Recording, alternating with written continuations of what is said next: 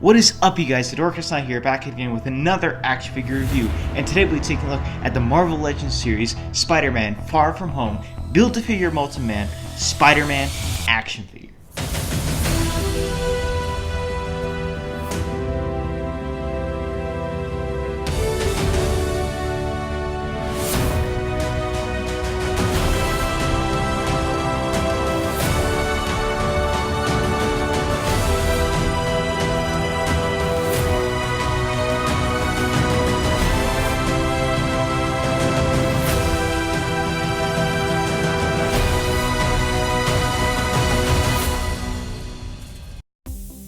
Take a look at the packaging over here. It's pretty much the exact same thing we've seen with all the other Marvel Legends figures. You got Legends series at the top, Spider-Man Far From Home at the bottom, along with the character's name. You got the window box over here that shows the figure. Of course, he's out of there already because I've already taken him out. Build-figure Molten Man at the top, the age rating. And at the very top, you got the Spider-Man logo. And at the side over here, you got a picture of Spider-Man over there in his black and red suit from the new movie. And then once again, over there on that side, and at the back, you get a really nice looking photo of Spider-Man there with the Spider-Man name right there. And you got a little bit of a bio over there if you want to read it. Go and pause it now. You got Marvel Legends series at the top.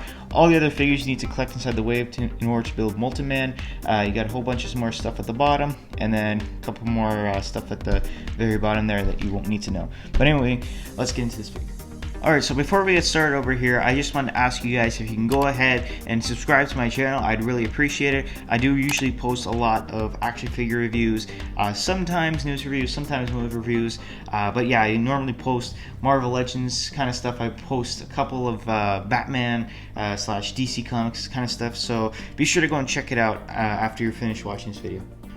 So in terms of accessories, this figure does not come with much, seeing as he doesn't come with the Build-A-Figure piece. He does get 4 pairs of hands in total though. He does get a whipping hand over here, which is looking pretty nice. We also got a grabby hand over here instead of a fisted hand. And I'm guessing what this is for is if you guys have collected the PlayStation 4 Spider-Man, so this guy over here, he does come with this web inside of his packaging. So if you wanted to, I guess you could probably make him grab onto that, like so. And he does hold on to it pretty tight, so that might also work if you want to get some shots with that, or if you want to display him with the web, that also works as well. So looking at the action figure over here, I do have some minor gripes on this guy, but I also do like it at the same time, seeing as this is the new look that we're getting for Spider-Man in the MCU. We do get the head sculpt over here, which is not looking too bad. As you can see throughout the entire figure, they have forgotten to add detailing in the red portions of the costume, and they've forgotten to kind of paint the inside of the webs inside of the entire suit, I guess. Yeah, if we look at the older Spider-Man Homecoming one over there, as you can see, they went in and put in all the tiny little details inside of the figure for the webbing, and as you can see, we're not seeing anything on this new Spider-Man action figure over here, which I mean is kind of disappointing, but at the same time, I still kind of do like this figure. As you can see on the black portions over here, it's got this nice texturing going on, very accurate to the movie as well, so I really do like the look of that. And you guys might see this as being a black kind of color on your screen that you're watching at home, but this is actually a very, very dark blue color. You can't really tell on camera, but you can definitely tell in person. So whenever you guys see this, I mean at the store or at any kind of retailer that you go to, you can definitely see that this is actually a very dark blue costume instead of black and red, so still very accurate. But yeah, I do wish that they did give us some of the texturing on the red parts of the suit and some webbing detail, just the slightest at least. Come on, man, that was kind of some lazy work over there. And then of course you do get 2 pegels at the bottom of the feet, so you can plug this into any base if you want him to stand with the rest of your Marvel figures.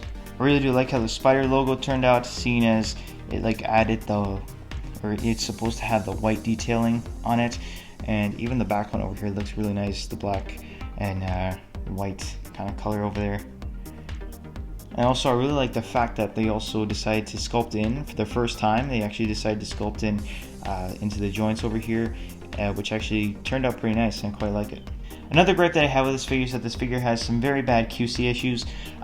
In terms of painting, it's all I think one red color kind of plastic, and then they paint on top of it. Yeah, as you can see right there, you can see that they forgot to paint that part over there. And there's several spots, as you can see, there, and even before I even started messing around with this figure, this is what has happened to me. So yeah, you can see the bit of a red spot over there at the back. I guess you can see they missed a couple of the parts in there. You can obviously tell that they painted black over top of red. So let me see where, yeah, that's another spot right there. Very irksome. And what other spots are missing? I mean, for the most part, it's not too bad. I just wish that they were a little less sloppy. As you can see, yeah, there's a little bit of a black spot over there, red spot. Yeah, a couple minor nitpicking. Articulation-wise, we pretty much get the same thing that we get with all the other Marvel Legends figures. We do get the head that moves up around that much, so that's pretty good. It does move down, moves side to side. There's a bit of head pivot in there. His arms can go out about that far. It can go up and down. There's a not bicep, there's a butterfly joint in there, which allows his arm to go forward and back. We also do have a bicep swivel, and then you got a double jointed elbows right there, which is pretty nice. We got the wrist swivel, goes up and down. We do get the ab crunch, which moves in pretty far, and you can also move back way farther. And then we also do get the waist swivel, kick forward, kick back. It splits pretty far. We do get a thigh swivel.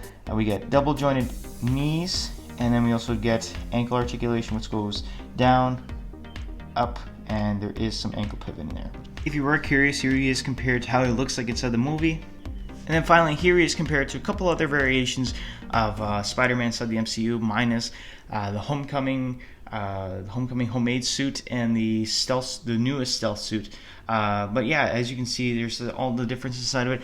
I gotta say, in terms of most amazing, I guess you would call it, like paintwork or like articulation, sculpting, whatsoever, like the best figure out of these, it's probably going to lean towards this one over here. As you can see, like it's got a lot more detail in there and some very nice paint choices over there. This kind of looks like a child's figure as compared to that one, so kind of disappointed, but at the same time, this is my favorite look for Spider-Man in the MCU, so it's nice to get him in action figure form over here. And I also will suggest to you guys, I have done figures for these two a very long time ago, so I'll put them inside the info card.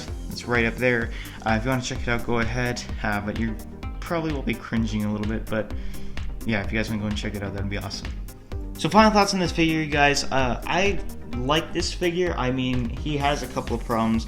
I mean, obviously, like they should have painted in the webbing like they did with the original Homecoming figure, but unfortunately they didn't do that. Hasbro.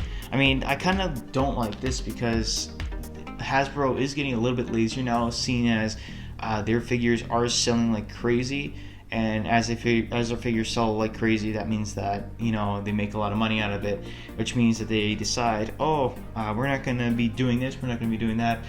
Like, I mean, it's just laziness, to be honest. Like, you got fans over here, man. Like, you got people who are fans of your work. Please just give us the best of your ability. That way, like, it's like saying a thank you, right? With that being said, I do like this figure. I think it does really serve its purpose as being the Spider-Man Far From Home upgraded suit figure and our newest look, or now present look, to Spider-Man. But yeah, overall, if I had to give this figure rating, it would probably be either 6 or 7 out of 10. You know what? I'm going to be generous and give it a 7 out of 10. But I really do think they should have done a lot better with this figure than they did. With that being said, you guys, thank you so much for watching this video. I hope you guys have enjoyed it as much as I did, and be sure, if you haven't already, be sure to go ahead and subscribe to my channel. I'd really appreciate that. I do usually post Marvel Legends figures here and there if you're a fan of it, so go ahead and subscribe there. And if you'd like to, please leave a like rating, whether or not I know if I should be doing more of these kind of figure reviews or if I should be doing some other video. Go ahead and leave that inside the comments down below, any kind of feedback whatsoever. Anyway, guys, thank you so much for watching. I hope you guys will enjoy Spider-Man Far From Home if you guys go to see it tonight or tomorrow night or whenever you're going to go, because obviously you probably clicked on this video after watching it or before you watch it. But either way, thank you so much for watching, you guys, and hopefully I'll see you guys in the next video.